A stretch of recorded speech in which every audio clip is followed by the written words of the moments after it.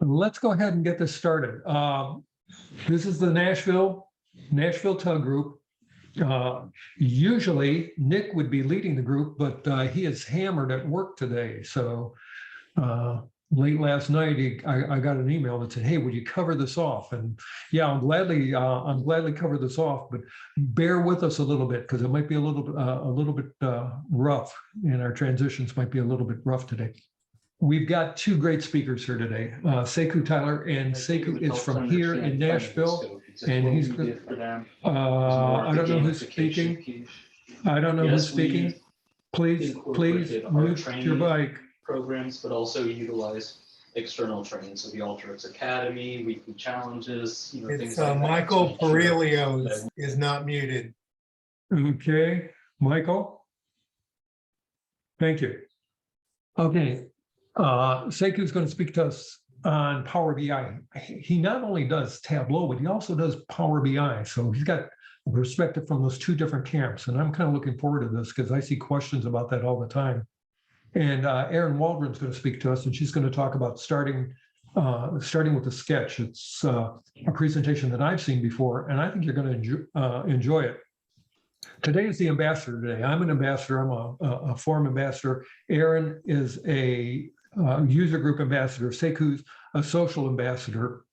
So this is the ambassador program for today.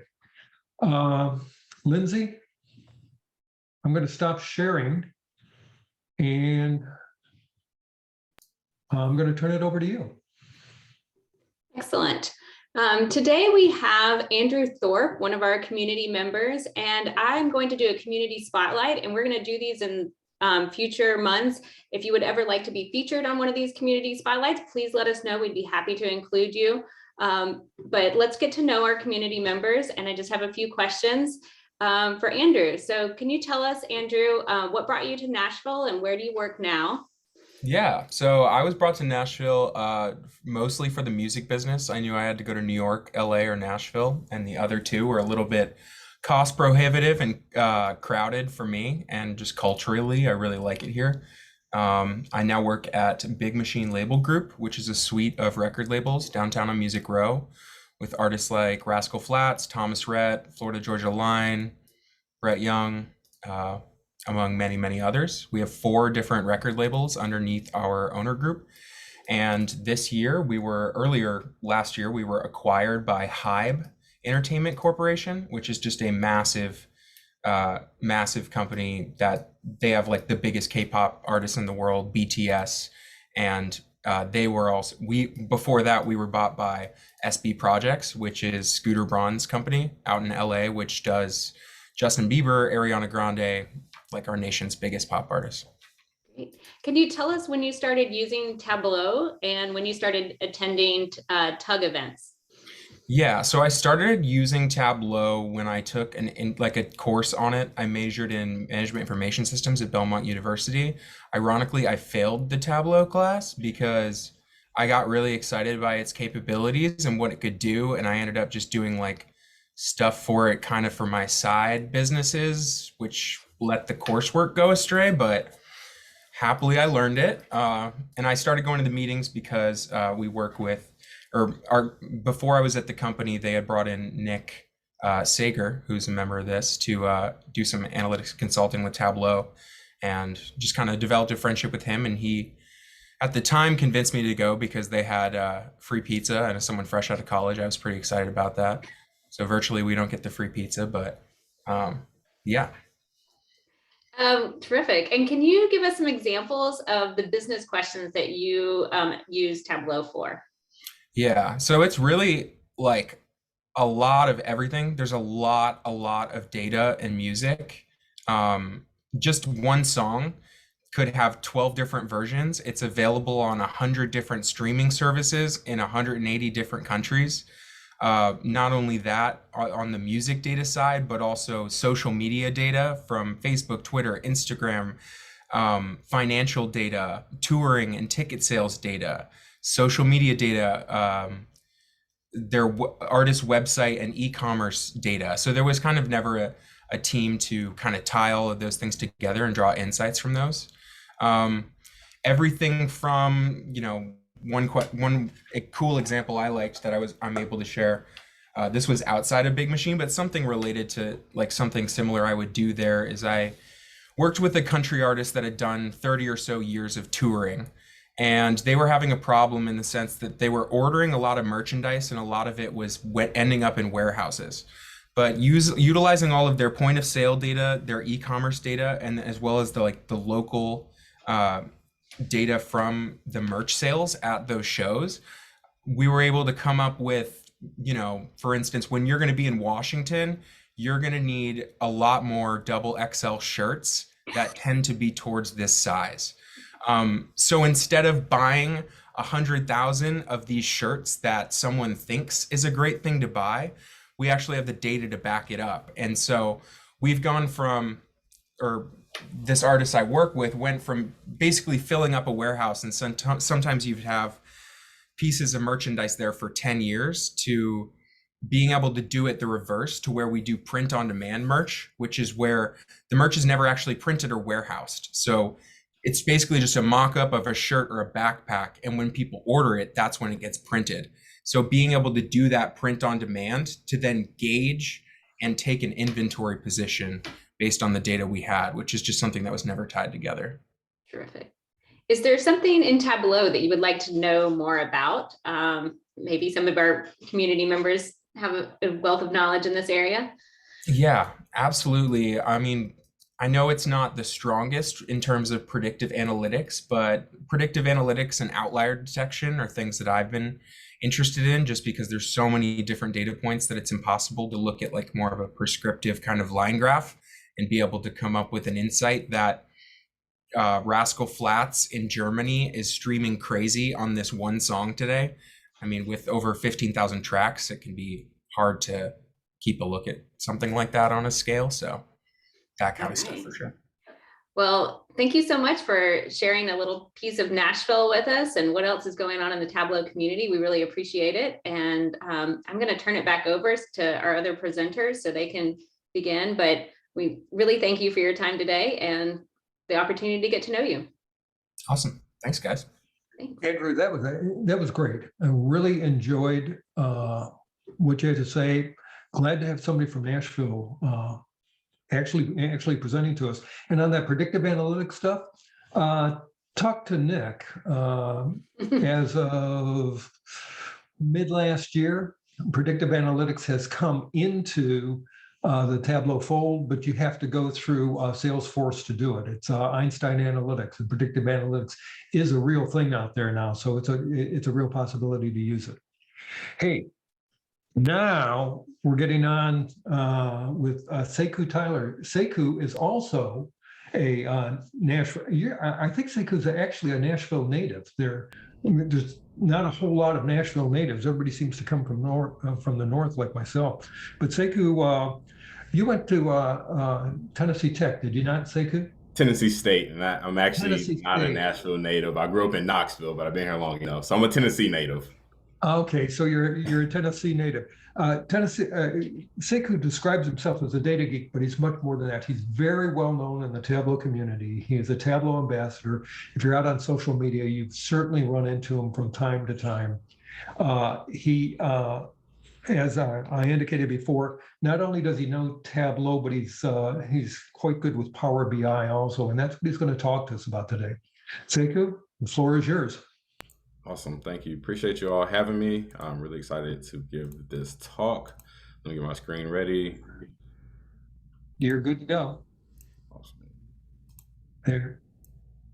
Here we go. All right, so Power BI from a Tableau developer's perspective. This is just a title that's catchy, so I decided to go with it. So this perspective is pretty much, looking at Power BI, not to try and win you over or say you should use one tool over another. It's just Tableau user group, and I like this title. So the agenda, introduction, do an introduction over myself, talk about, some of my background, Power BI, Tableau introduction, talk about pricing structure, community initiatives, similarities, differences, and closing. So leave a little bit of time for questions. Also, I have 30 minutes. So with some of this, informational stuff, I might kind of fly through and just show you the product itself. Bit about me, I work for Lovelytics. I'm the Director of Data Visualization. We were voted Tableau's 2021 Rising Partner of the Year. From there, we have 1 Zen Master and 4 Tableau ambassadors on staff. So we're really plugged into Tableau. That's, kind of our thing, our bread and butter. We love Tableau as well as other products. Here in Nashville, I help co-lead the Nashville Power BI user group. So if you go on Meetup, look at Modern Excel user group, you will see our events. We also have a YouTube page as well. And talking about cross-pollination, we had Steve Wexler presented last year of one of his good presentations on data visualization. So we're starting to see more people, understand just concepts between Tableau and Power BI. So if you're looking to learn more into it, we would love to have you join our user group and see our information in our sessions. Content. I'm really big on content, trying to create more content. Same brand name, SQL Sekou. I'm on YouTube. I have a blog, SQLSekou@gmail.com, Twitter, Instagram, TikTok. I don't know TikTok, but I created a TikTok. So I might eventually learn how to do it. I have no idea, but I want my name on there. So, but the name is the same across the board. You can find me in various areas. YouTube, I'm trying to create a video at least weekly. We'll see how long I keep that pace up, but it is out there. Certifications, just to show you that, I'm not necessarily all talk. I actually do trying to test this stuff. So here's my Tableau certifications. Here's an Alteryx certification. Here's a Microsoft Power Data Analyst Associate certification as well. There's a couple more I might go for, one in Microsoft, and then I might go for that new Tableau Data Analyst certification, but we'll see. Time is limited. We'll see what happens. But just show you a little bit of my background. Like, I really put a lot of time and effort into this industry. All right, enough about me. Goals for this session, it is to provide high-level exposure to Microsoft Power BI platform. High level, I'm not going to teach you Power BI in 20 minutes. Provide general high-level information about Power BI and Tableau, provide information on pricing and scalability, and provide a live demo with a very simple public data set. It's just an Excel data set that I downloaded. So again, we're not looking at database stuff or anything, just very simple data set. What this session is not, it's not a sales pitch. I don't work for Microsoft. I don't work for Tableau. I personally don't care what you use. So I'm not going to, any favoritism towards one tool or another, or bias as well. This isn't a session on data security. It's not a session on an advanced DAX, which is Microsoft's calculation language, or Tableau calculations. It's just not a session on that. All right, so who I am, a number of things I talked about, background, everything. But when it comes to like data visualization and what my end goal is, regardless of the product or tool I'm using, I aim to empower people to make better decisions by delightfully displaying data that matters. Everybody that uses this tool, I think this is a big emphasis that we should just display the data that matters, especially now with so much data being generated. It's cheaper to store it. There's a lot of stuff out there. And I think the people that make the grades out here, they're able to display the information that's relevant to the stakeholders and to the end users. So I like to always say at the end of the goal, I want to display stuff that matters to my end users. All right, Tableau versus Power BI. I always get this question, which one do I enjoy the most? Which one is my favorite? I don't care. I care about the problem more than I care about the product. If I'm connecting with somebody and they're using Power BI, fine, let's use Power BI. I'm not going to try and sway you to use another software. When it comes to Tableau, same thing. I'm not going to try and sway you to use another software and just uproot you based on what you're doing. Ultimate goal is the customer, the problem. What are we trying to solve? What are we trying to show? And that's my viewpoint on it. I don't, again, no bias. If the two things are available, we'll figure out what's the best one for the problem at hand. All right, Power BI and Tableau introduction.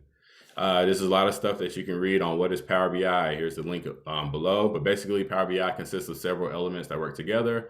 Like Tableau, there's a Power BI desktop. There's an online service that houses your information. And then there's Power BI mobile apps for your Windows, iOS, and Android devices. Tableau, according to Tableau.com, Tableau helps people see and understand data. Their visual analytics platform is transforming the way people use data to solve problems.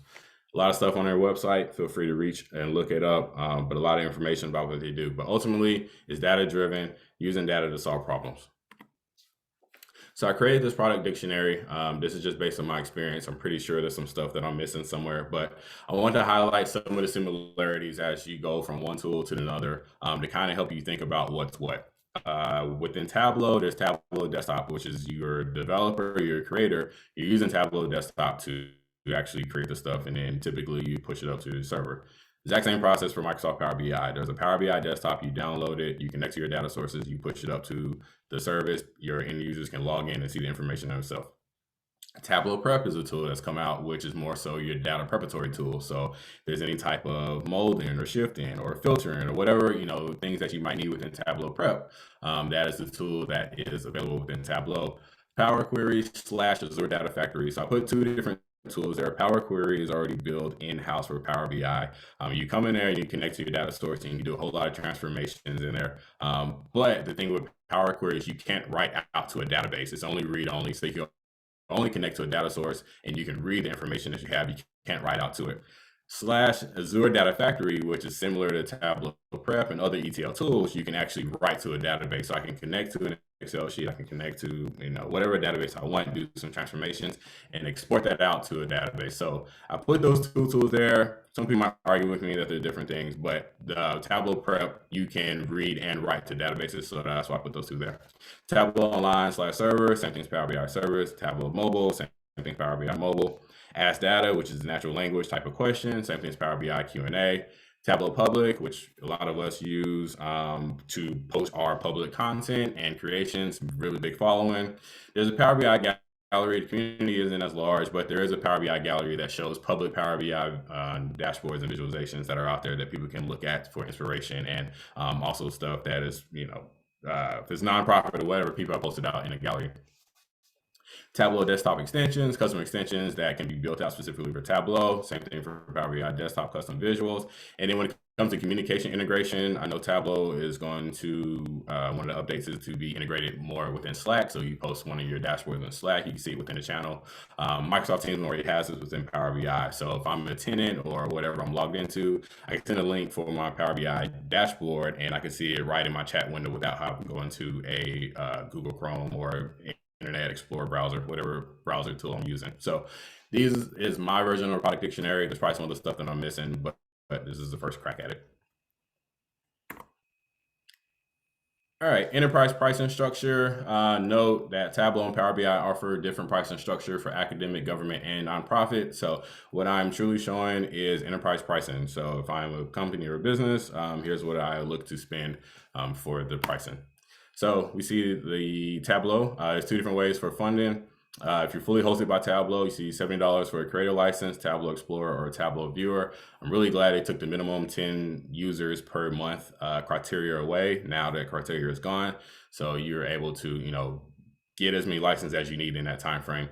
Same thing for on-premise or on cloud. The creator license is still the same, but if you are hosting it yourself, $35, $12, billed annually. Within Power BI, we have Power BI Pro. So Power BI Pro is $9.99 a month per user per month. And this is regardless how many times you log in, you're paying that. And there's also Power BI Premium. The biggest thing that happened last year within Power BI Premium, it used to be only roughly $5,000 a month for the organization. But they recently released a new per user pricing strategy. So now it's $20 a month per user. And like anything, if you download an app in your phone and then there's a free version and then there's a premium version, Power BI is the exact same concept. There's a lot of premium features that are available if you use a premium route. So all that is available in the source. You want to look at some of the stuff that's available. But now, case in point, everything that's being built out within Power BI, if you're looking at a lot of the content and blogs, most of them are on Power BI Premium just to get access to a lot more things. User groups and conferences. This is a Google search. Tableau user groups. You just go to usergroups.com.tableau.com. Type in the city where you're at, and you can find user groups there. Same thing with Power BI user groups. I will say I found the Tableau user group easier to kind of maneuver through, especially with the hashtags and stuff online. So the data fams or whatever, different hashtags that are available. It is a little bit more easier to go about and look through. Power BI is a little bit more difficult just because Microsoft within itself is a big behemoth of products. There's so many products within Microsoft. So trying to find just specific people who aren't just SQL Server, but who are actually Power BI, it can be a little bit of a challenge. So there's Power BI user group link here. There's a lot of stuff online. There's some different hashtags as well that you can use. And then if you're looking at different conferences, you have Tableau conferences. These are just stuff that I Googled. I'm sure there's some stuff that I missed. And then same thing with Power BI. There's a lot of different conferences that are the theme of Power BI. A couple things I didn't add on here. There's this thing called SQL Saturday, which is basically past organization, but they're basically SQL Saturday. A lot of people from there use Power BI, and then there's SQL Bits. I think they have a conference coming up in Europe I could be completely wrong, but I think they have a conference coming up this year. So again, there's just a lot of different organizations, a lot of stuff out there. If you Google out, there's a lot of different information there. All right, so some similarities between Power BI and Tableau. So these are just some of the lists that I put together, and I'm going to do a quick little demo to show you some of this stuff. But data modeling. So if you talk to anybody who is Power BI and they've started with Power BI and they're moving over to Tableau, one of the biggest learning curves is going to be data modeling. At the core, it's Power BI preaches a star schema, which is you have your major fact table, which is your measures, your aggregate stuff, anything that you're counting, summing, or whatever, you have that as your fact table. And then around that, you have your dimension table. So if you're looking at different products, that's its own entity of a table. If you have different date table, et cetera, this is the premier model for your, visuals or your database structure. So if you're talking Power BI, having a conversation about data modeling, they're more likely to mention a star schema, which you can do in Tableau as well.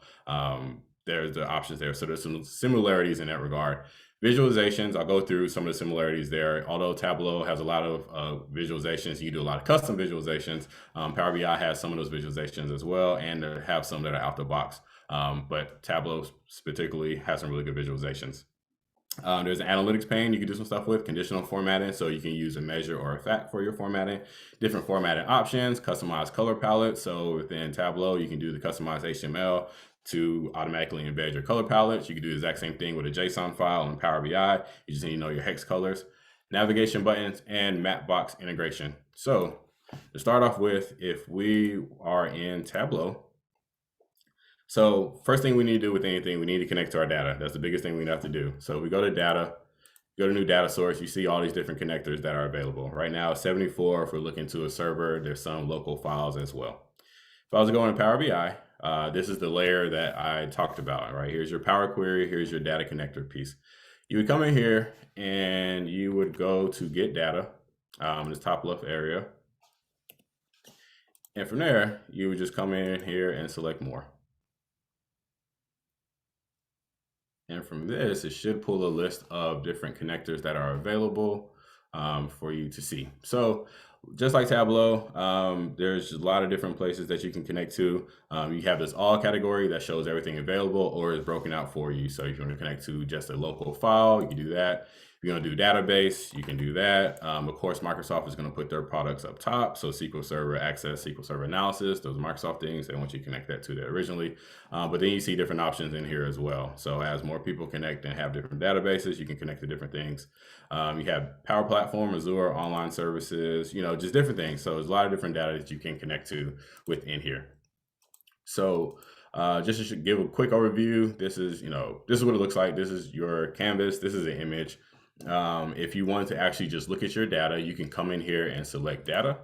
And then the table that you have built out, I already built out a data model for you, but you can come in here and just quickly see what your data looks like as you're building out. So same thing within Tableau. If you select the table structure, view data, you see what's in here underlying. And then if you actually want to look at your data model, you can do that as well. So this is the star schema that I was talking about.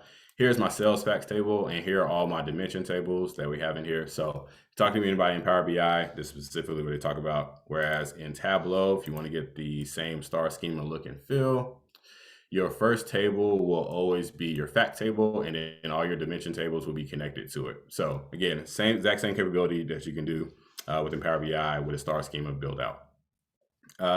So if I go into, that's how you connect to your data. So let's say I want to actually create a chart. So if we're looking at Tableau, we're used to the pills, right? We're used to the blue pills for discrete and green for continuous, and we're used to our measures filling that up. We also are used to, let me go down here. So if I look at my product table, we're used to just everything being broken out. So we see our category, our color as our dimensions, and then we see our numeric values in here as well. We see the blue and green. So we're used to that. That's what we're used to, building and dragging and dropping the pills and creating a chart. In Power BI, it's a little bit different here. What you would do is you come to your visualizations tab, and it open when it feels like it.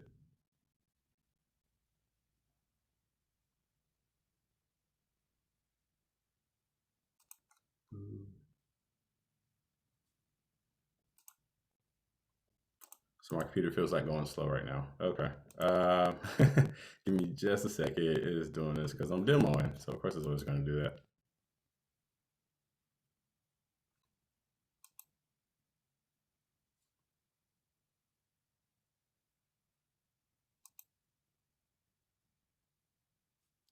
All right.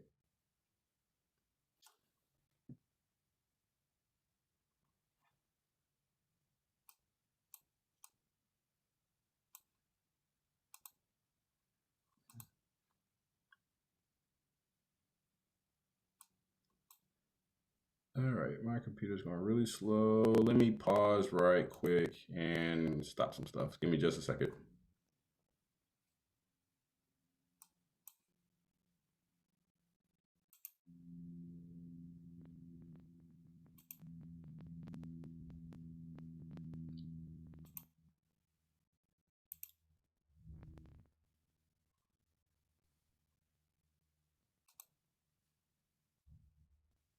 Sekou, I've often said, you never work with animals or do a live presentation.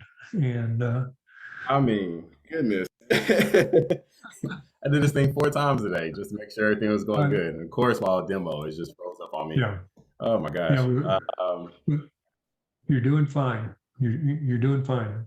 Just stay with it, but if you have to, just talk past it. Yeah, let me see. I had a couple of things. It just seems like my programs, I don't know if I have anything running in the background that's causing my RAM to decrease right now. What's unnecessary? Give me just a second. All right. Are we good? I think I'm okay.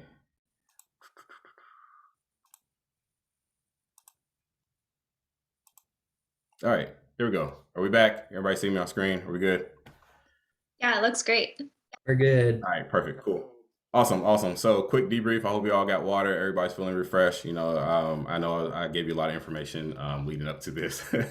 But if I go to my visualization, right, here's my visualization panel. So here's what I would do. Instead of looking at the blue and green pills, we're looking at our tables. So if I want to build out something and say I want to look at my product table, and then I want to do my total sales. In the visuals, I would come in here and look at my visuals. And I would select a visual that I want. Do I want a bar chart? Do I want a line chart, a pie chart, 1, 2, 3, etc. Also, these are the out-the-box visuals that are available within Power BI. So there's stuff that is, you can customize and add to it, but these typically are out the box. One cool thing here as well, if you're using R or Python, you can bring in R and Python visuals as well into your Power BI data set, but kind of watch out for that. I think there's some things where the libraries might not mash up. So just kind of be mindful of that. But basically your bread and butter, you're going to pick a visualization that you want. And then when you do that, just a simple bar chart, I would come in here and I would select what is my axis? So what do I want to anchor my axis? Do I want it to be a dimension or a category? Do I want it to be a date? That's what you will use here. So for this example, you just click on it and then you have an axis. And then from here, just like with Tableau, you need something to fill it in. Typically as a quantitative measure or some type of count or something, but it's something that's quantitative. You're going to fill that information. Here will be your values. So I created a measure, calculated field, exact same thing. And this is my total sales. So now we see within here that now it's populated the axis and the values, and that is our chart. So if I want to just change the actual chart that I want to use, I can select the different types, and we see the axis and the value stay the same. It automatically does that for me. So this is a difference. One big difference, with just creating visuals in the 2 different tools is that if you understand the concepts of dimensions and measure/facts, then you can understand building out charts. Typically, you will have your dimension as your categorical things, and then your measure/facts, however you want to call them, will be your values that fill in the information. So that is quickly how you do it. Another thing as well, as you can see that this is a blank canvas. If you're looking at Tableau, you create worksheets, you build those worksheets out to create a dashboard, and then everything connects that way within the dashboard, or you add a dashboard to a story.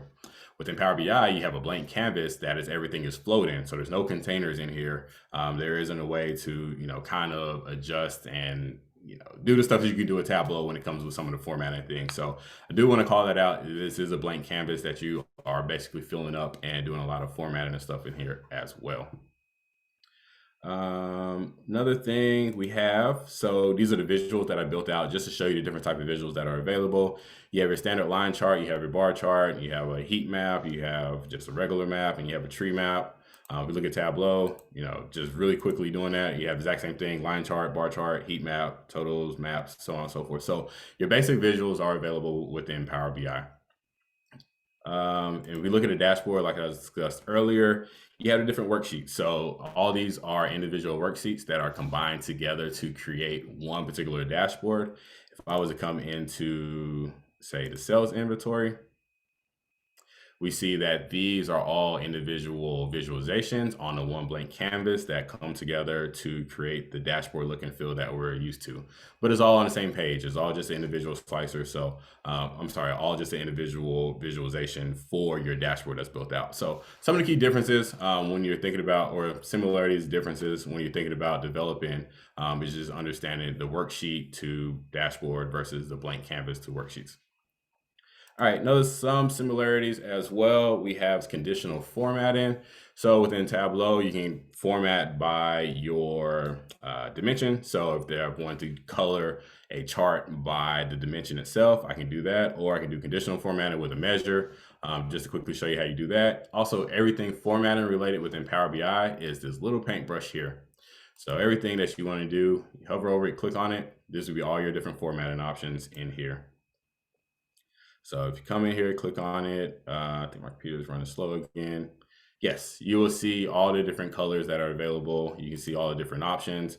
I think they did it deliberately, so you can think of, if I'm just formatting, not necessarily looking at my data, my paintbrush, this is where I come in and do all this information. So just to show you, basically the similarities you can do within Tableau, you can do also in here as well. There's also some non-similarities. So I don't know if you all do a lot of stuff with tables in Tableau. If you ever had a user is like, I would really love to highlight one column and I would like to add an icon to another column and all this other stuff. It can be a little bit of headache in Tableau. One thing that you can do here in tables with conditional formatting is you could individually, without any hacks or workarounds, you can just do some conditional formatting all within the same data set. So one thing I like to call out to, if it's table driven, type visuals or anything, you kind of do some cool stuff within here.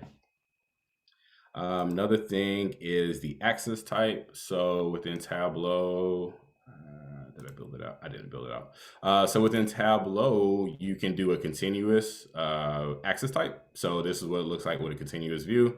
You see it skipped every other, or you can do a discrete axis type as well.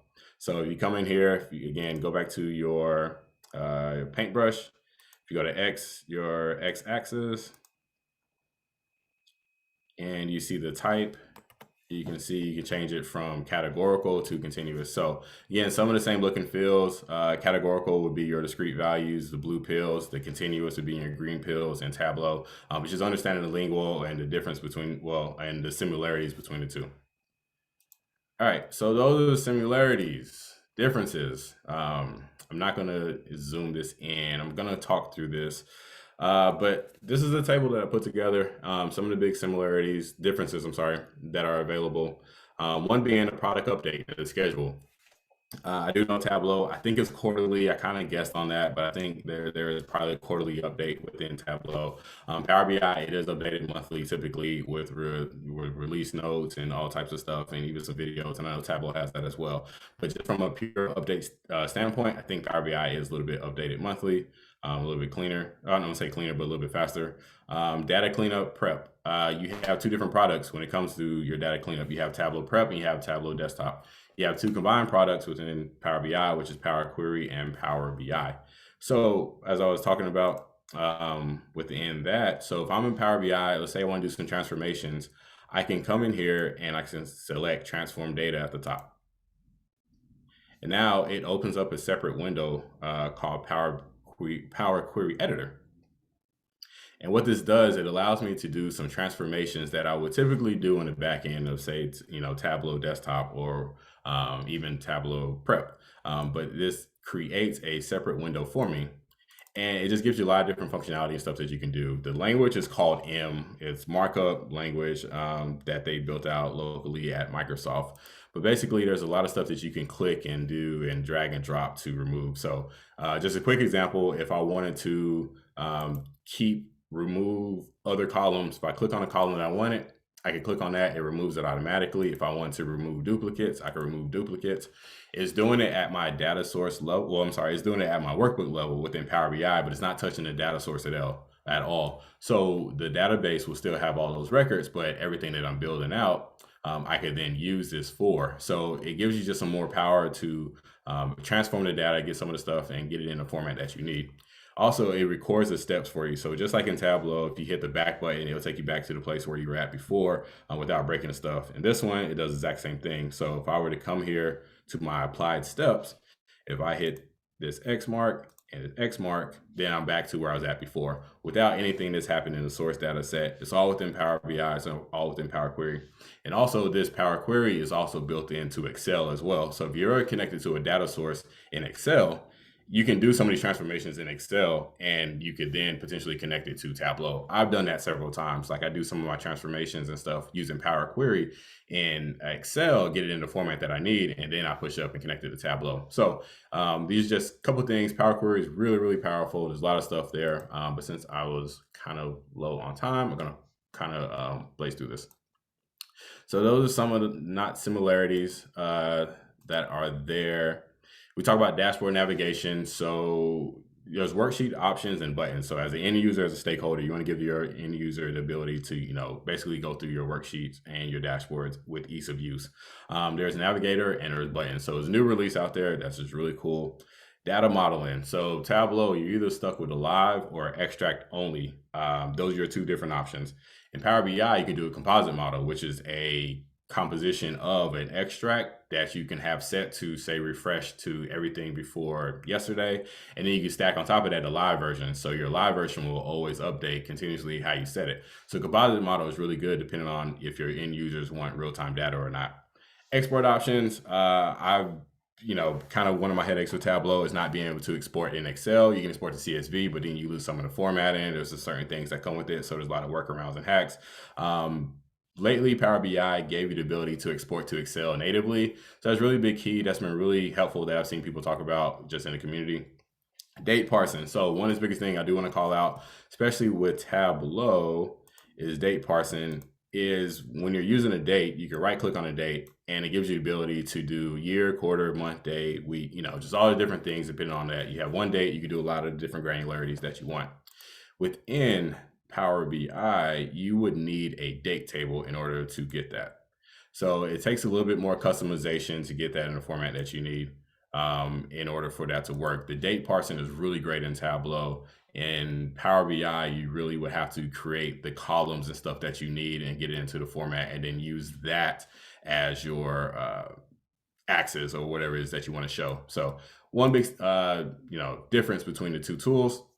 Tables, talked about it briefly earlier. Table calculations, more advanced in Tableau, could be better in Power BI. And then data calculations, Tableau functions are great. DAX, if you want to learn DAX, DAX is powerful, but goodness, it's tricky. You just have to spend some time into it. One thing I will show you, just a couple scenarios of the power of DAX, if you could pick it up. So if, let's say I want to do a percent total of sales based on my category, typically in Tableau, you would create a calculation for your total sales, then you would do a total wrapped around that total sales, and then you would divide that. So you have, 3 different calculations. You can do the same thing in Power BI, or you can do something where you use variables, and anybody who uses any type of programming language or what have you will understand what variables are. So in this quick example, we see here that in my one measure, I'm doing the exact same thing. My total sales is doing the sum of sales that I want. And then my all sales is basically replicating that total sales for me. And then I'm returning it and I'm dividing it. I'm doing it all in one measure. I'm not having to create multiple calculations in order to get the values that I want. So you can create variables for everything that you want, and then it becomes a pragmatic approach to seeing, what it is that you're building out for the different measure that you want. So this is one example of using variables to bring in multiple calculations together and then, just outputting that information in there. And then another example that I have is time intelligence. So there are examples where we want to show what our values are, what is our percentage of sales prior to last month? What were our total sales prior to last quarter? So if we come in here, there are some functions in here called time intelligence. And what it does, it basically allows you to, use your function that you want. So if I come in here and I calculated, I did total sales, but then in the function, I said, give me all the sales from the previous month. If we see here, I created this, quick calculation without having to do a lot of data hacking. We see on this line that 83 here, 83 is here, 719, 719, 738, so on and so forth. So now I have the ability to actually do some math and see, what was my trend over time? Like, am I going up? Am I going down? Just really quick custom calculation for that. At the same time, I can do the exact same thing for the quarter as well. So with the exact same, calculation, time-based intelligence, we come in here, we would do the exact same thing, but instead of previous month, it would be previous quarter. And we would see the exact same thing. And then we see all of our stuff is aggregated together. So now I'm able to see what, just my information is. So time intelligence functions, a lot of stuff in DAX that's really cool, really powerful if you can pick it up. But again, it takes time. I'm no guru by any means. I'm still trying to learn this thing, but there's a lot of cool stuff in there. So I think DAX is one of the biggest powerful things within Power BI. And from here, data visualization. If I were to say a couple things when it comes to data visualization, I would say I saw this picture floating around, and it might have been a different version, but we have a whole bunch of data. It's all jungled and mobile up together. It's sorted, it's arranged, and then it's presented visually. I think ultimately at the end goal, whether it's Tableau, Power BI, Google Data Studio, any of these visualization tools, your end goal is for your stakeholders to see this information and make insights and make their life easier. That's the end goal for all this stuff.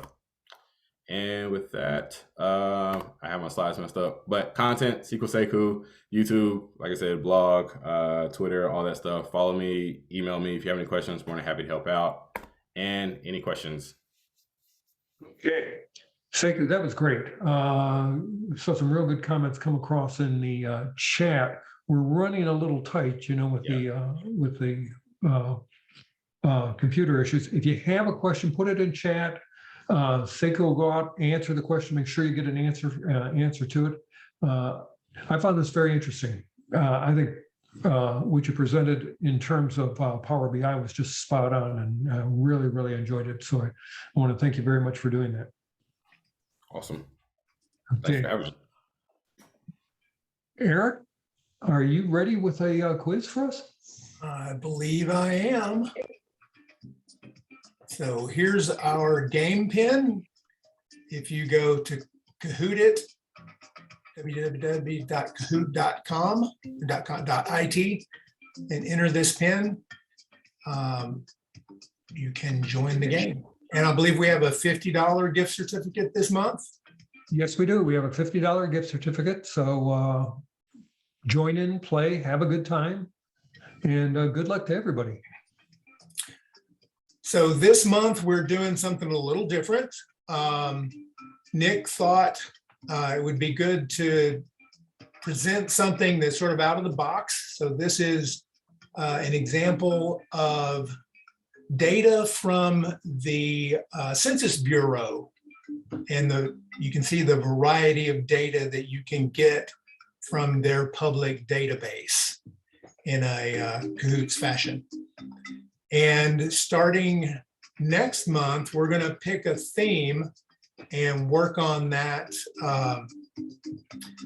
for each new session. So next month is going to be questions about Viz of the Day. So if you're not subscribed to Viz of the Day, go ahead and subscribe and then check it daily. All the questions will come from the Vizes between tomorrow and the day of the next meeting.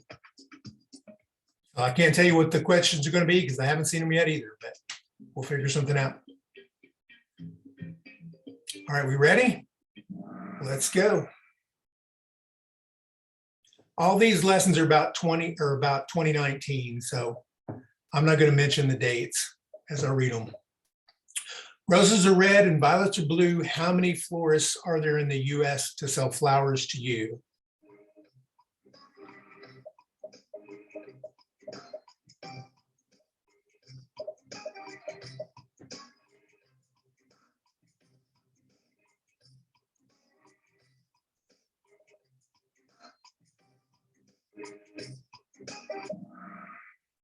Correct answer is 12,048.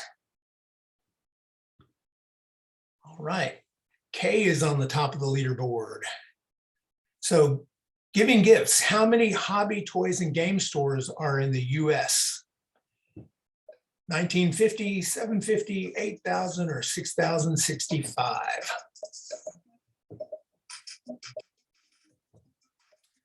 I'll bet there's less than there were in 2019 now. Correct answer is 8,000. Only 2 people got that. That was a hard one. All right, Mike jumped to the top there. True or false? 4 places in the US are named after the Thanksgiving meal, the turkey.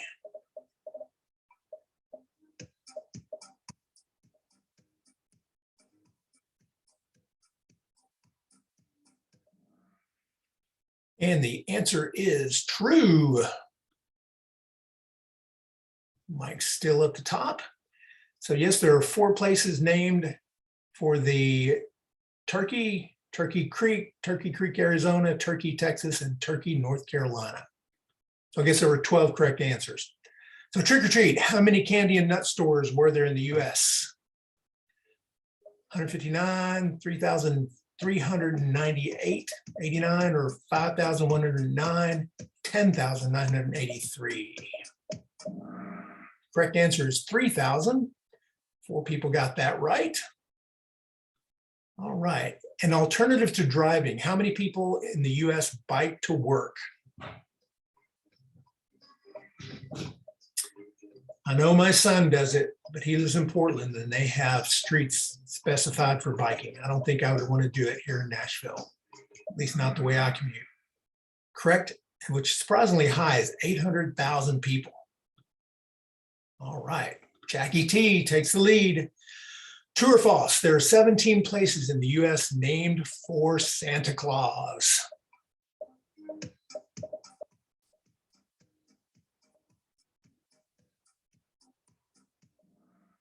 I know of one because they have a really great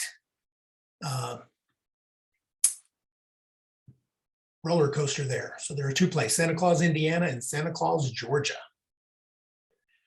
Let's have some costume fun. How many formal wear and costume rental establishments were there in the United States? 500, 971, 1,285, or 843?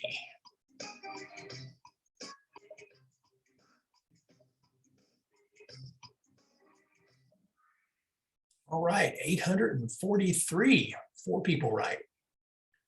This is turning out to be harder than I think Nick thought it would be. Father's Day in 2020, what was the established number of single fathers living with their children under the age of 18? How many single dads live with their kids? 2 million, 9 million, 17 million, or 50 million?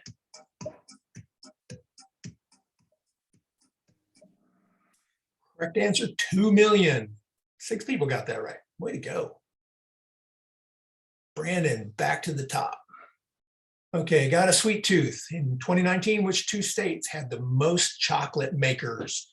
California, Delaware, Pennsylvania, or Utah?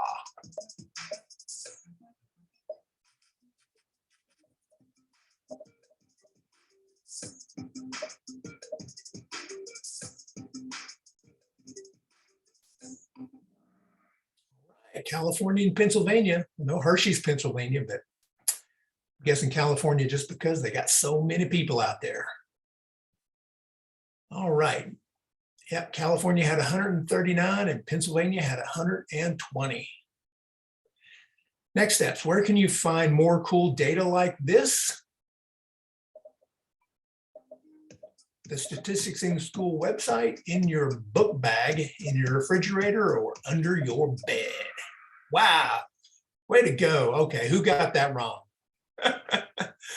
Next, visit our website for engaging activities in school. There you go.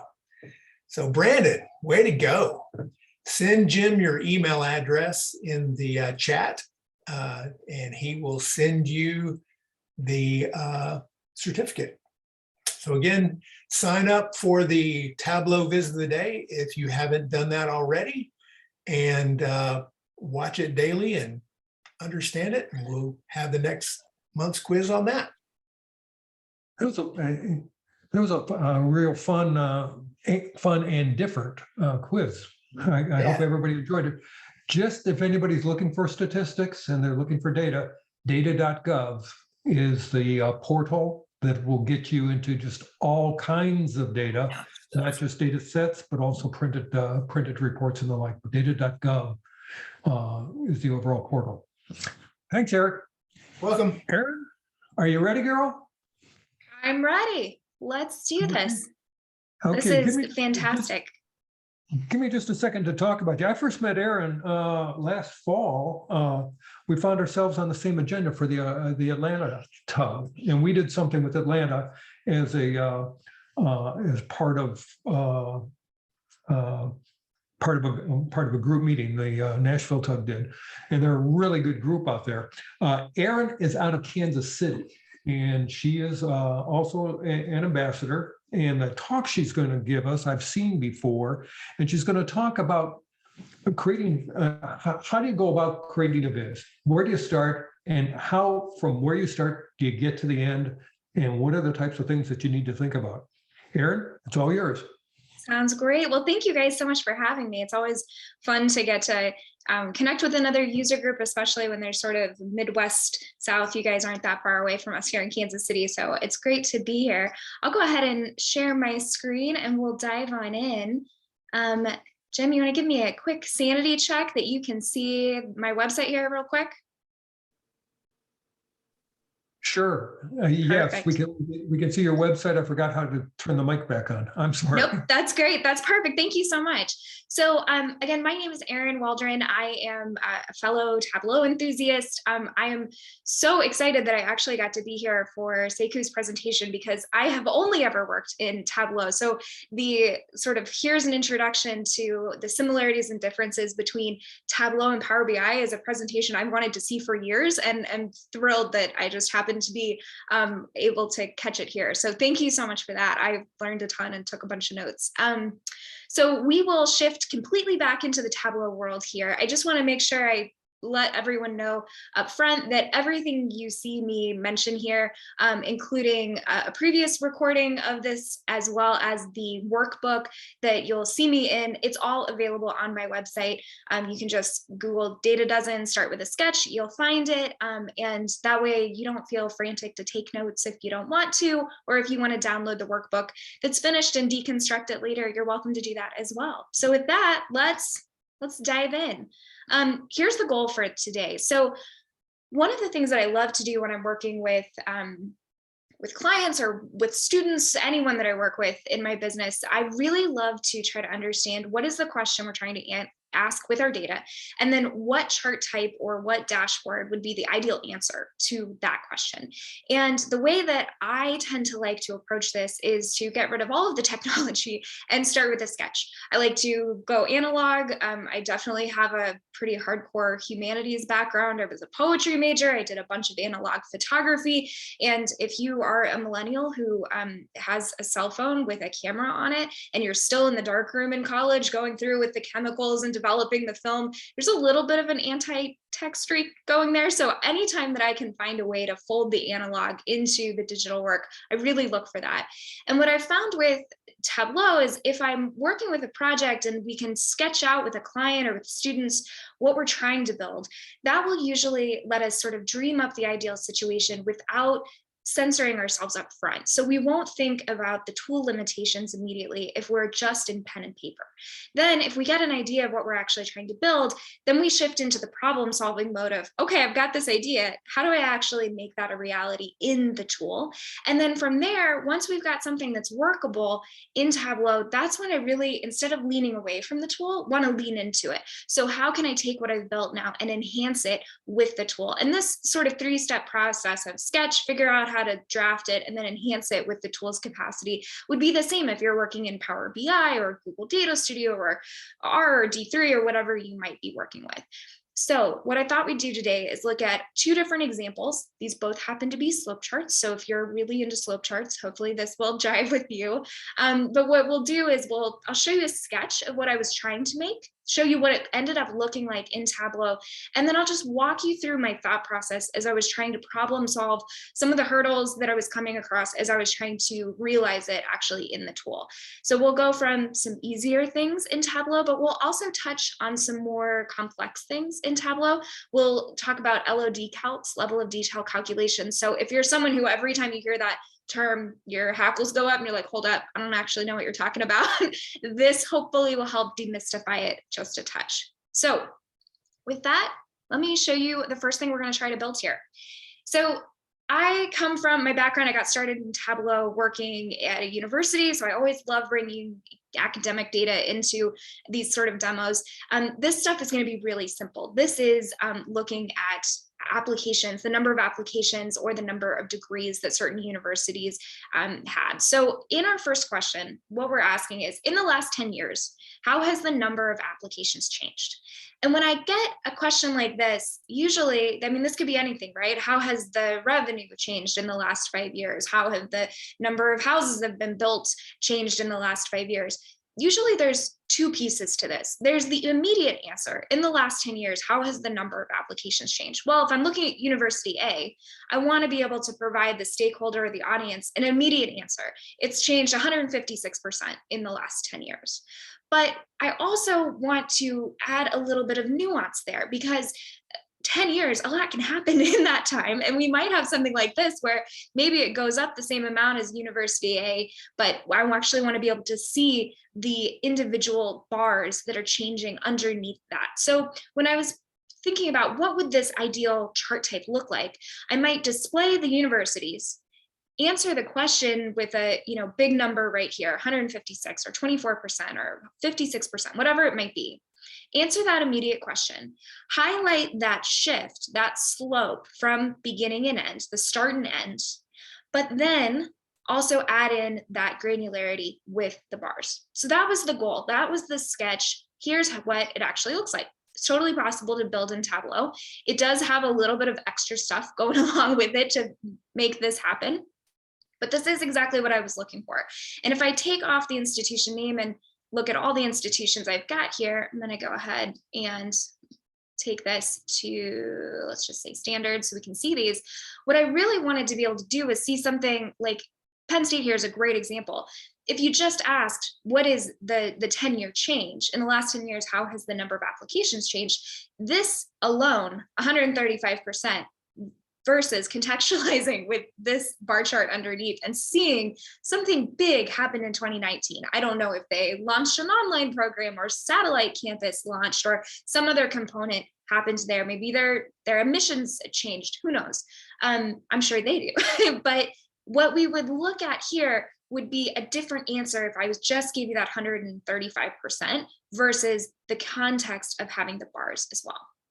So with that, then our goal here becomes moving my Zoom stuff you can't see out of the way so I can actually build this stuff. How do we go about creating this? So this is sort of going from the sketch to actually starting to build in Tableau. I thought I'd walk you through kind of what that problem solving looks like. So let's go ahead and create a new sheet. And when I'm thinking about this, the first thing I'm thinking is, all right, let's just start with the bar chart. That part's easy. So as I'm problem solving through this, I'm thinking, all right, I know I've got my 10 years here, and I know I'm looking at the number of applications. Here we go, I've got my bar. And usually when I'm building a piece of this, I'll go ahead and make it as small as possible. So you guys are in Nashville, how about we look at Vanderbilt? We'll say, okay. All right, so then I can bring the institution name up here, I can see Vanderbilt, and I can see the applications received over these 10 years. Okay, so if I'm looking at what I'm trying to make, I've got now my initial bar chart going. That's good. Now what I need is I need to get this slope happening here along with my percent change answer here at the top. And so let's think about that. Now, if I were going to build a slope chart, one way to do this, the first thought is, all right, well, if you want to build a slope chart is just the beginning and end, turn it into a line, and there you go. Or there's an area, you can make it a line. How about we click on, there we go, a line. So you could take this, you could make this just like this, but the problem is as soon as I filter out the other years, I lose my bars. So that's not really what I want to do. We'll go ahead and put this back, make these bars. What I ended up doing is making a little calculation that looks like this. It's very simple. It says, okay, Tableau, go look at the year. If it is 2010 or 2019, then give me the applications. And what this looks like when I bring this calculation in is I get exactly what I'm starting to want. I'm getting data for 2010 and 2019, which is the start and the end of my slope chart that I want to layer over my bar chart. Now, this null value is actually going to be the piece that we need. Whenever you see null values, I always tell people, like, you should know why you have null values. And so always click on this indicator and figure out why you have the null values and what you want to do with them. Be strategic. Don't just hide the indicator and put your head in the sand and hope it all goes away, because I promise it'll be your boss or your professor or whoever you don't want to find it. They'll be the one to find it. So here's what we're going to do. We're going to show these null values. We have 8 null values because we have 8 years in here where we don't have any data for this new calculation we made. We're going to go ahead and say show that at the default position. And then we're going to right click. We're going to say format. We're going to come to the field that we're looking at, the applications with just the start and the end. We're going to go to the pane. So the axis formatting is going to be out here. The pane is going to be where the marks are inside. Click on the pane. And on these special values, it's giving the example of null, which is what we want. We're going to go ahead and change this to from show at default value, which is just giving us basically a 0 here. If we go ahead and change this, just so you can see, to a line, you'll see we have our value, and then it's the default value it's given is a 0, but there's a difference between a 0 and a null value. Those are 2 different things, right?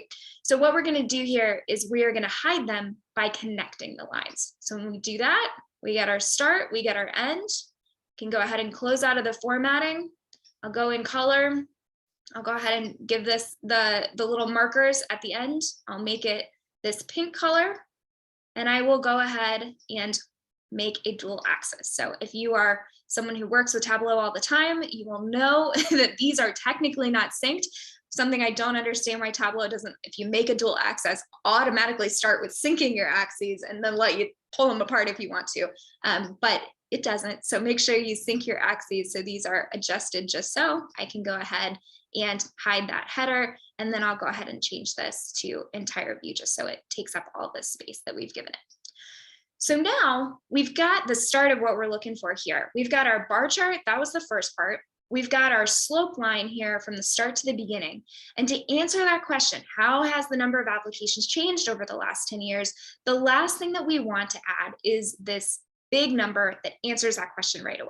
So if something is doubled, 200%, if this is, 135%, we want that answer right away, because our eye is not great at being able to just glance at this and saying, all right, it's gone from like 21,037, that's roughly 15,000. Doing percent differences, maybe you are much better at mental math than I am, but I do not calculate percent differences very well in my head when we don't have very easy numbers. So we want to create that and give it to our audience right there in the title. So then the question is, how do we create that? Well, I'm going to show you the answer and then we're going to build it together. Because if I show you this, you might go, oh, that looks complicated. And I promise it's not actually that complicated, but I want to walk you through how we actually get to this answer and why we need this exclude function, which is one of those level of detail calculations. You've got fixed, you've got exclude and include. Those are the 3 functions that are a part of that LOD calcs that Tableau has rolled out in the last couple of years. They're super helpful. And this is a great example of why it works. So let's take a step back and build this calculation together. I'm going to go ahead and create a new sheet. And I'm going to go ahead and whenever I start to make a calculation, I like to give it a separate space where I can actually go and build this, check that it's actually working the way I think it should, and then pull it back into the visualization where I want to use it. So let's start with this. We are just working Vanderbilt, say okay. And we know that we first, for a percent difference, I'll just say calc and I'll say demo header so I can tell the difference. We'll start very simple. We need that if the year is 2010, go here, equals 2010, then give me the applications, number of applications. What I like to do when I'm building calculations is go ahead and work piece by piece by piece. So I should then, and then check my work. So the other thing I always highlight here is that when you see this lovely little kind of calming thing that says the calculation is valid, that means that the calculation that you've created in Tableau can execute the syntax. But I always want to remind people not to have a false sense of security. You could have written something that Tableau can execute the logic that you've put out there, but it may not be what you actually think it is. So always check that it isn't just valid, the calculation is also accurate. So let's do that first. We'll build our calculation piece by piece. So I've said, all right, in 2010, how many applications do we have for Vanderbilt? I'm going to check back to what we were building, 2010, 21, 811, great. And now I see, all right, so we need to get for a percent difference. Let's start by just getting the raw number difference here. So we'll keep building our calculation here. We'll say edit. We're going to go ahead and put a sum around this.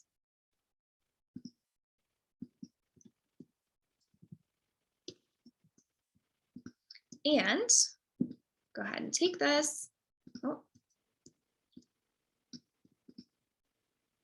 And we will get the difference. So I'm going to put this here. I'm going to change this to 2019 and say, all right, go get 2019's application and then subtract 2010's application. I'll go ahead and look. It's going to be a different level of aggregation. It'll break.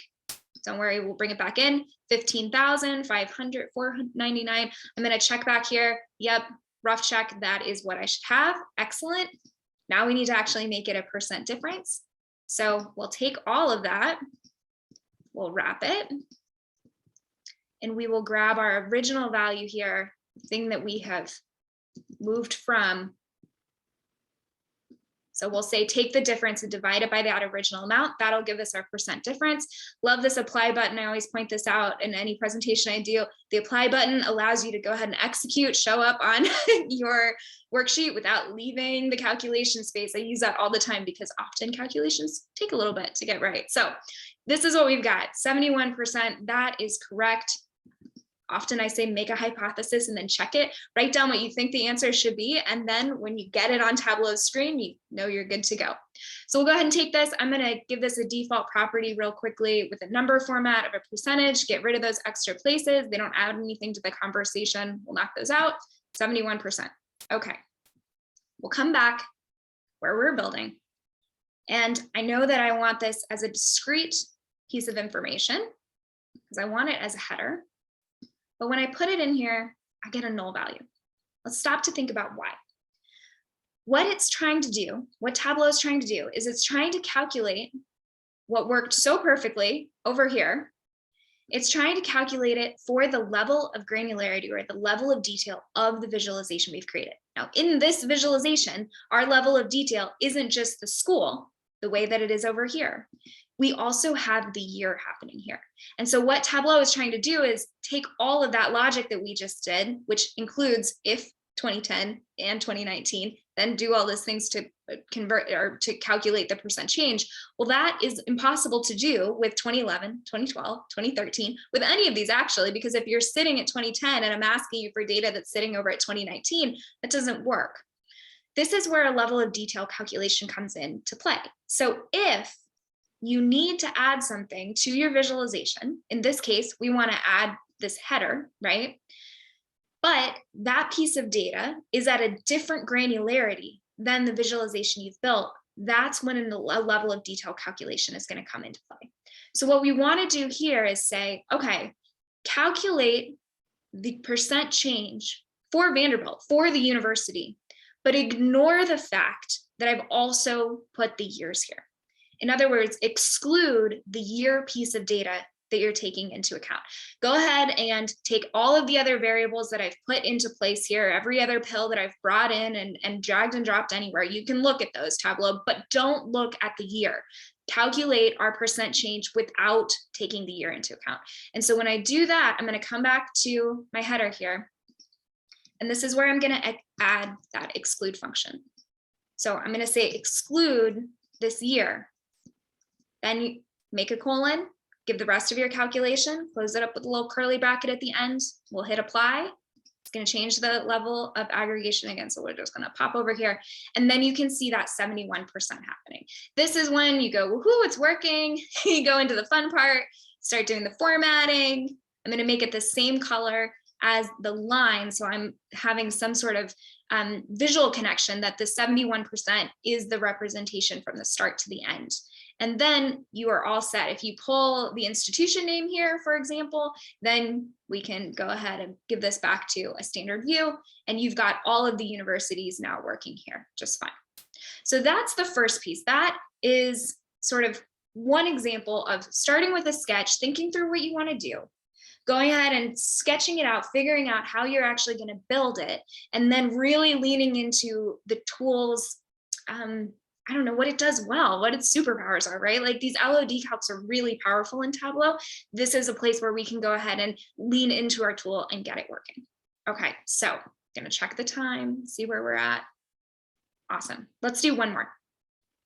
So we've got the second sketch that I will show you very quickly. This was, the idea was, all right, we've got for these universities as well, we also know how many students actually got degrees by various departments. And we know it by gender as well. So we know how many men got certain degrees and how many women got certain degrees.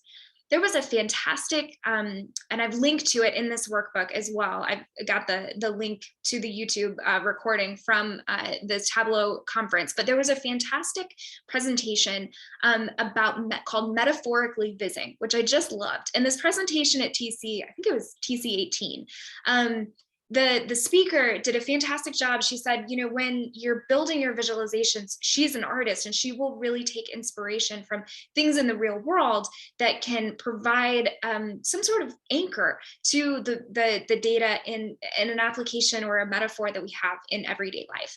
And so when I was thinking about departments and the students that are going through those departments and thinking about, you know, if I'm a young woman sitting down in a tech class, what does it feel like? Am I 1 out of every 10 people are women? Is it half and half? What does it look like? And so that was really the question I was bringing to this.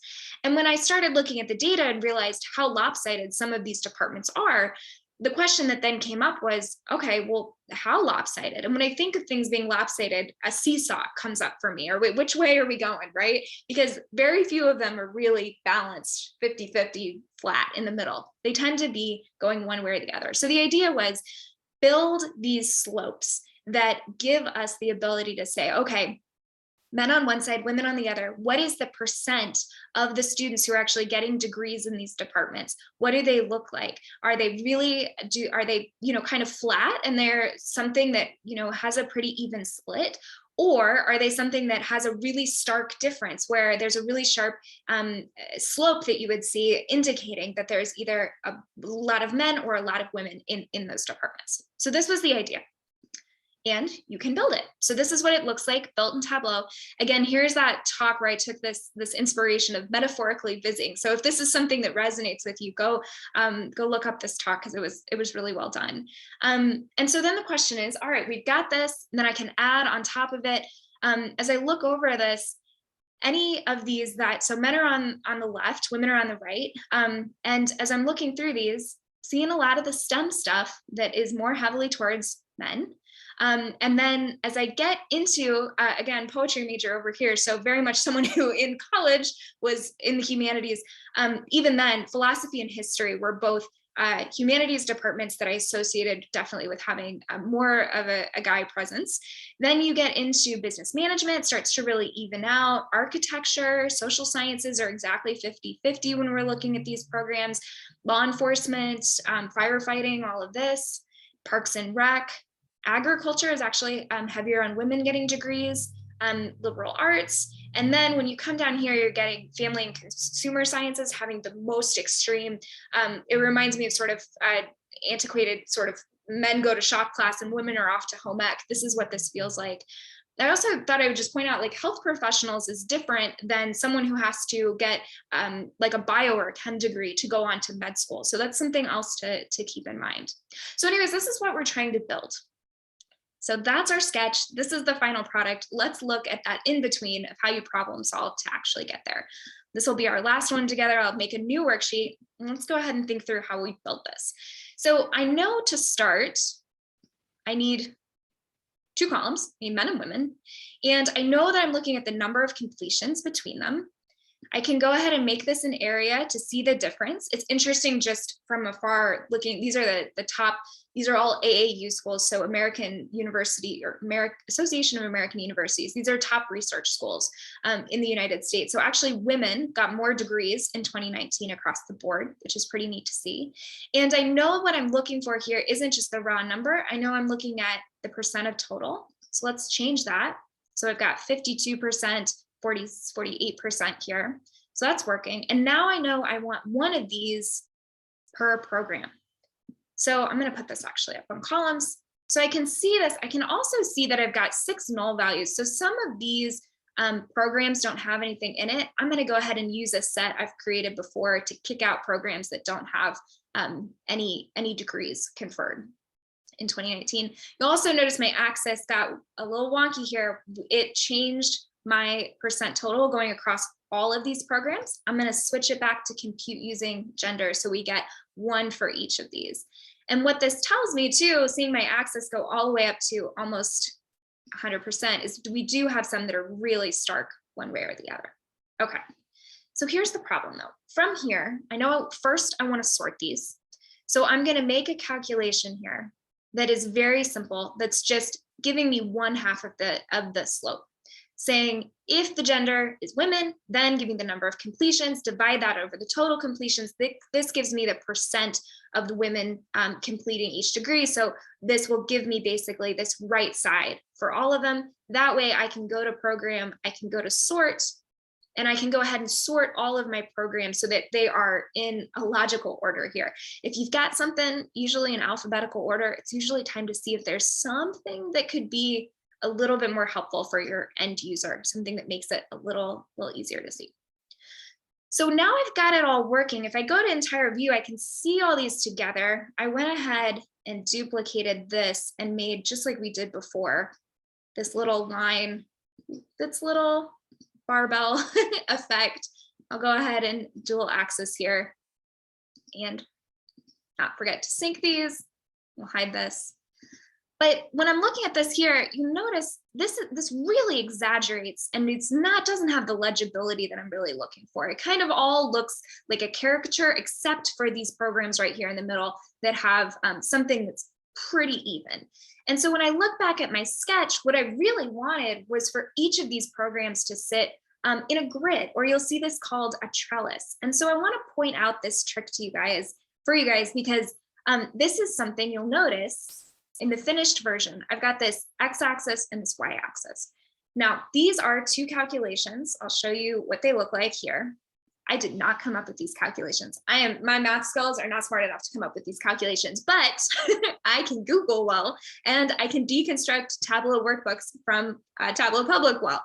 So what I did was I saw someone else do this. This is a trick that's been around for many years. You'll see it called a trellis or a grid.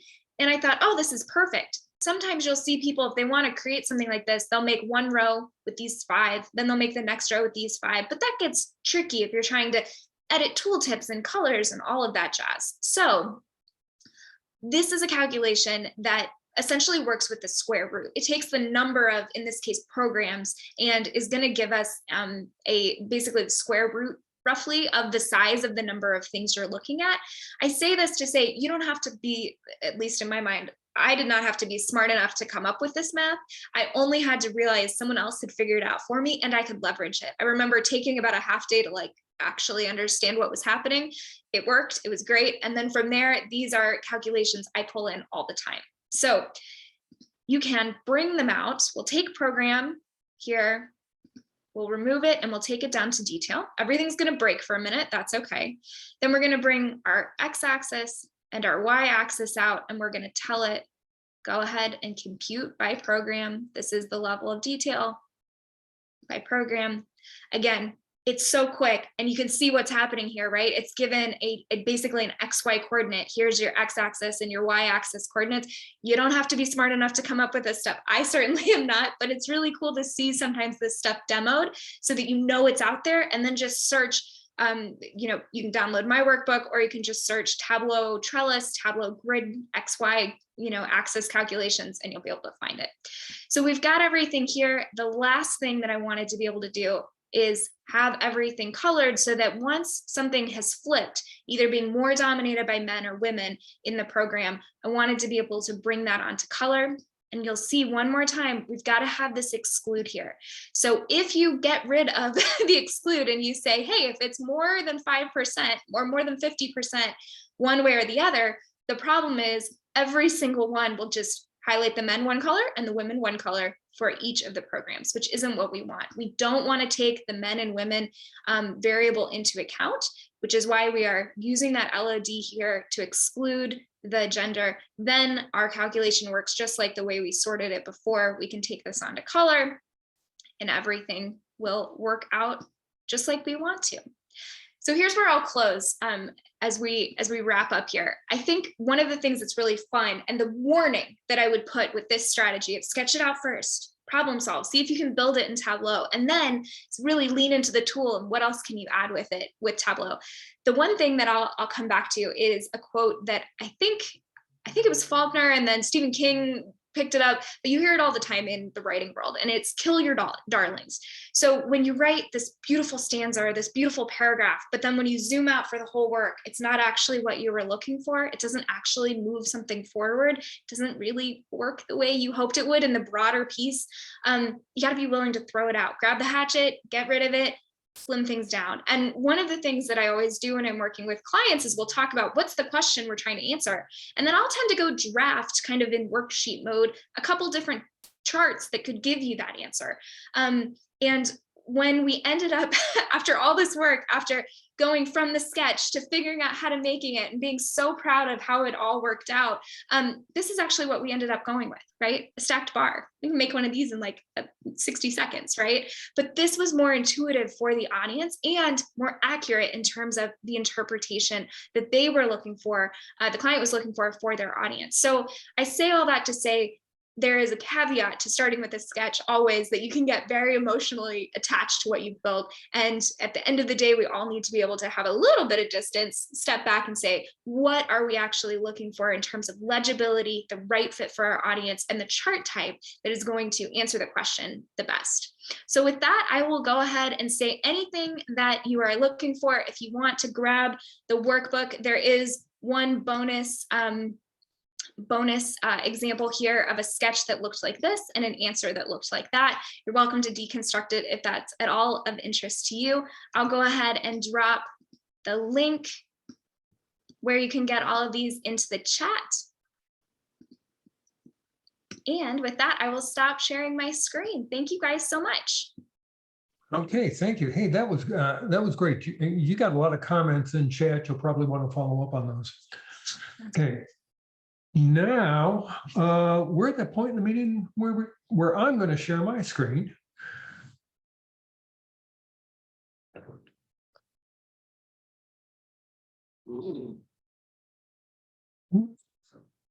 Okay, and I want to cover off a few announcements and a couple of, and share with you some sites that you may be interested in. First of all, if you remember in December, there was quite an issue around the Apache Log4, and I'm not technical enough to explain what the issue was, but the recommendation, and they want us all to make sure that everybody understands it, the recommendation is to update and upgrade your system to 2021.4.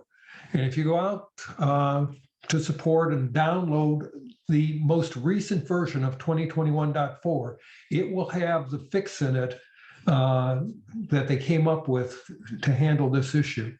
And when you get out there, you're going to see that there's like 3 or 4 different upgrades.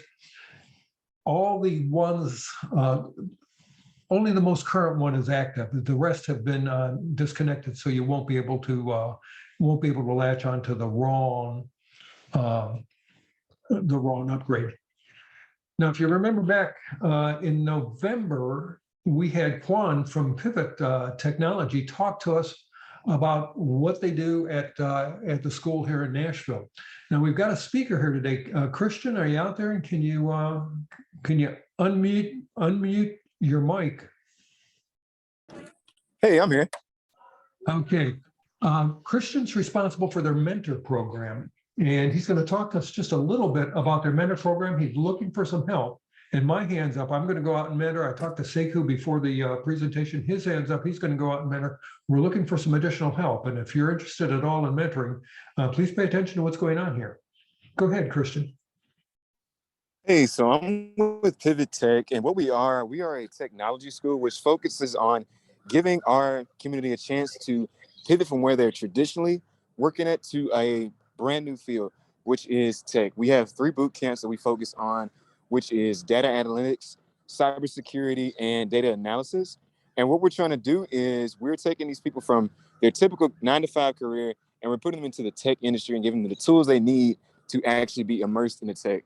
But the hardest part about that transition is a lot of times they don't really know what they're doing and how to get into the field, how to network with people. So what we're looking for is mentors that can guide them on that path, show them what they're supposed to do, the different networking circles, just tips and, hacks they have for being in the tech industry to help them with their transition.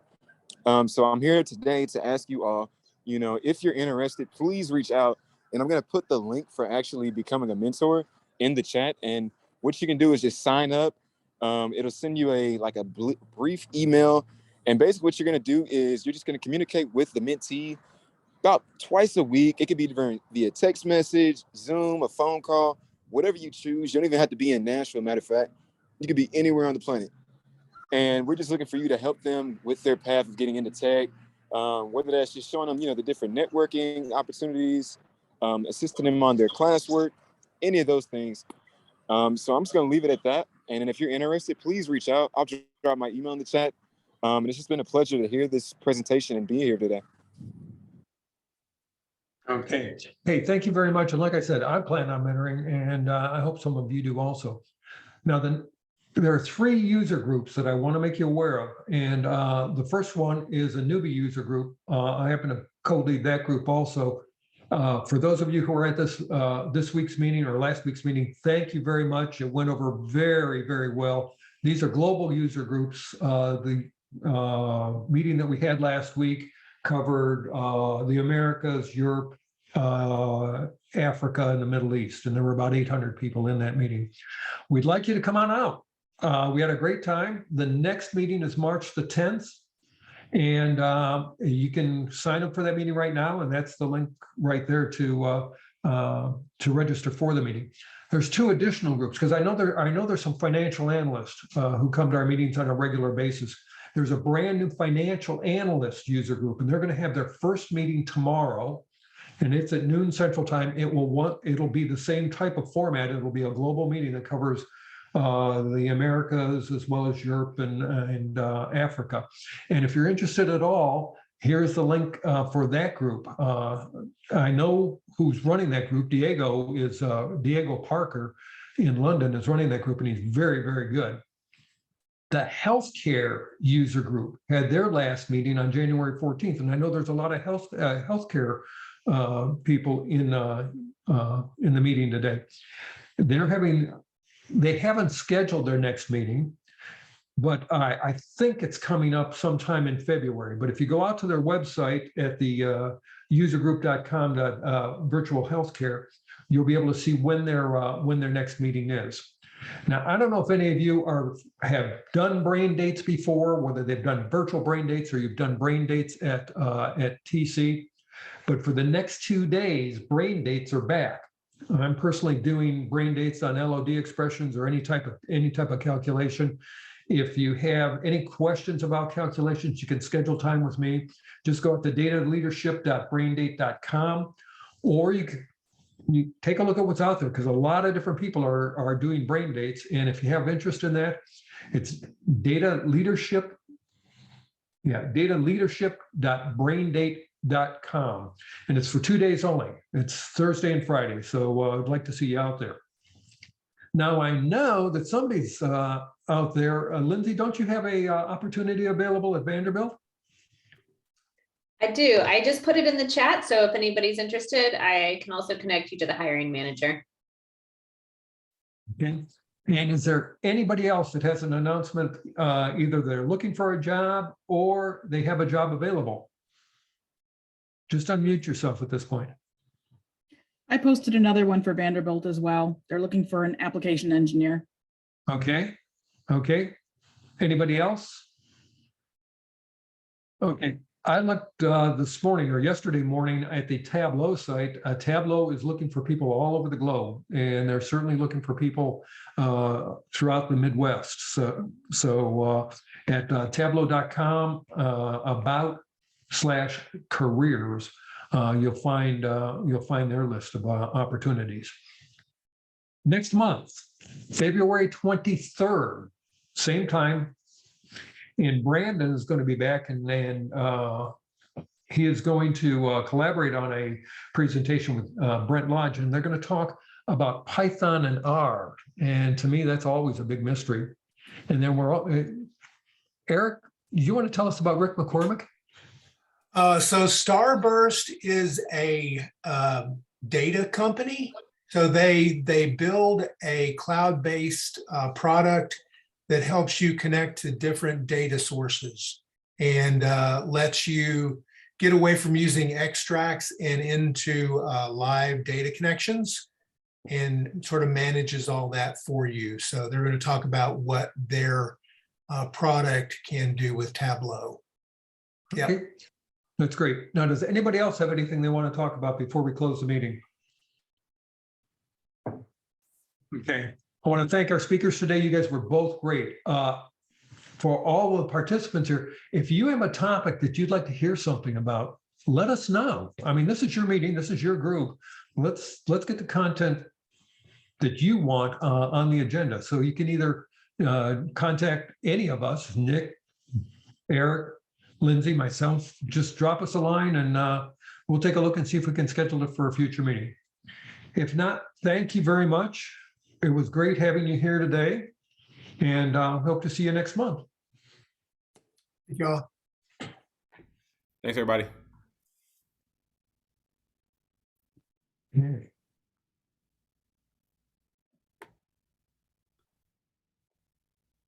You see people dropping off. Sekou and Aaron, if you're still on, thank you. You guys were great. Really appreciate it. Oh yeah, no problem. No problem at all. Glad I was able to hop on. Have my daughter here, so she's actually playing. Where is she? Hey, how you doing? Hi. It was very quiet. Very, very quiet. Very good. Finally got